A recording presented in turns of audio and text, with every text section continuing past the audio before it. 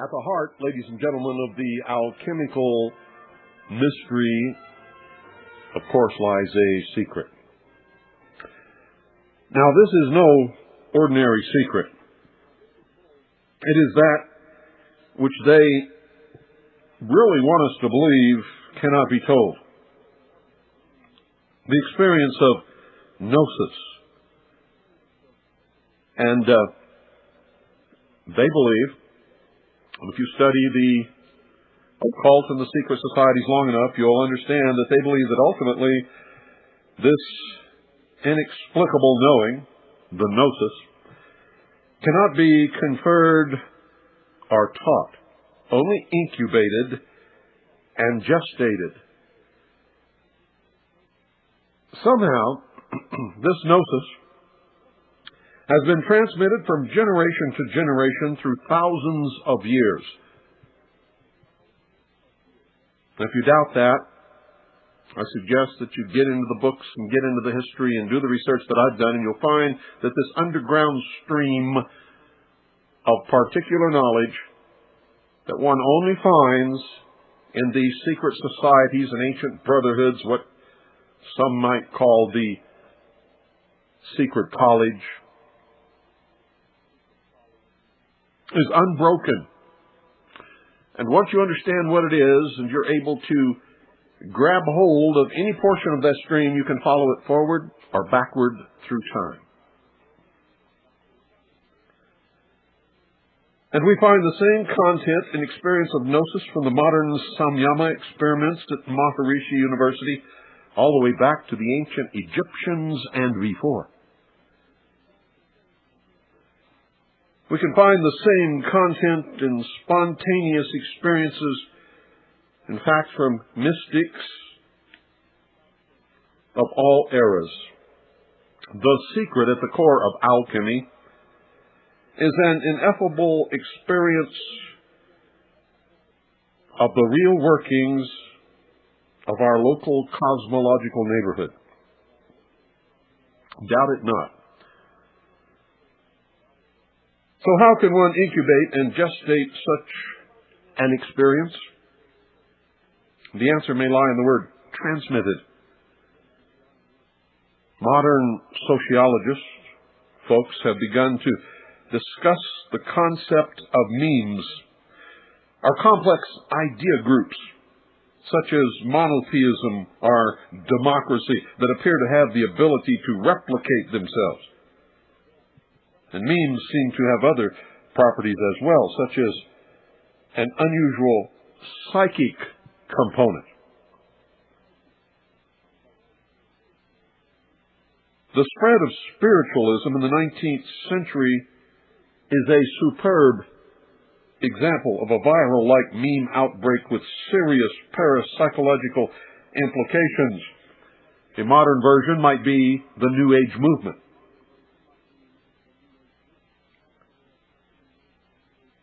Traces of spiritualism's meme can be found surviving into the New Age 90s with its dolphin channeling and near-death experiences. In fact, if you compare the writings of these two different movements, both occurring in different centuries, you'll find that the ideas and the basic premises are almost exactly the same. The recent film entitled The Sixth Sense is deeply influenced by spiritualism's perspective on the afterlife, conveying the meme directly and powerfully to millions of moviegoers. It helps, folks, to think of the secret at the core of alchemy as a very special and sophisticated variety of meme, like a spore or a seed. The meme has a protective shell that is also attractive to appropriate hosts. And in the case of the alchemy meme, that shell is the seductive allure of transmutation. Transmutation. Look it up. The transformation of base metal into gold. However, even if one absorbs the outer shell of the alchemy meme, there is no guarantee that the inner core is going to blossom and the meme become active. Remember? Far beneath the bitter snow lies a seed that with the sun's love in the spring, etc., etc., etc. The music on this broadcast is never frivolously played, folks.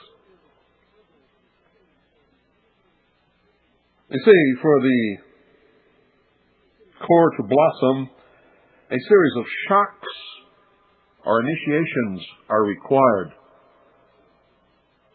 such as a bomb going off at a federal building in Oklahoma City, airplanes crashing into tall twin towers in New York City, killing thousands of people, an atomic bomb dropped upon 2 cities in Japan, a complete and total economic collapse. The sophistication of the alchemy meme is such that the experience of gnosis at its core can only be stimulated by these shocks, folks. Now, the shocks that I told you about are major shocks, not just to individuals, but to entire cultures, and sometimes to the entire world. There is no doubt whatsoever that the dropping of the atomic bombs on Nagasaki and Hiroshima changed the entire world forever. So to transmit the idea complex, the gnosis meme through times requires a series of encounters between those in whom the meme is active and those who have merely been exposed to it. In 1555, 1955 indeed. In 1555, Nostradamus penned a quatrain. Here's what he said. A new sect of philosophers shall rise, despising death, gold, honors, and riches. They shall be near the mountains of Germany. They shall have abundance of others to support and follow them. Well, in 1614, a publicly printed text appeared of an anonymous manuscript that had been circulating among Europe's intelligentsia for several years. It was called The Declaration of the Worthy Order of the Rosy Cross. Known by its first 2 Latin words, Fama Fraternitatis, it revealed the purported existence of a brotherhood founded by one Christian Rosenkreutz, who apparently, according to the legend, lived in the 14th and 15th centuries. But I'm going to tell you right now, he never lived at all. He is, in fact, a metaphor for something entirely different. In Nostradamus' time, the word philosopher was synonymous with alchemist. Here, with a vengeance, was a new sect of philosophers. The Fama tells us of the search for occult knowledge of a man called Christian Rosenkreutz.